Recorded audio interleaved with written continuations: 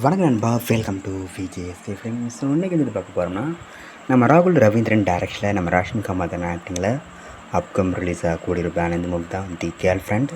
இந்த படம் எதிர்பார்ப்பு ஃபேன்ஸ் பற்றி நிறைய சொல்லலாம். அண்ட் படத்துக்கு ஸ்டார் காஸ்ட் பார்த்திங்கன்னா நம்ம ராஷ்மிகா மந்தானா, ரோகிணி, கௌஷிக் மக்காட்டா, அனு இமானுவேல், ராவ் ரமேஷ், தீக்ஷித் ஷெட்டி மற்றும் பல தெலுங்கு ஸ்டார் காஸ்ட் இந்த படம் வந்திருக்காங்க.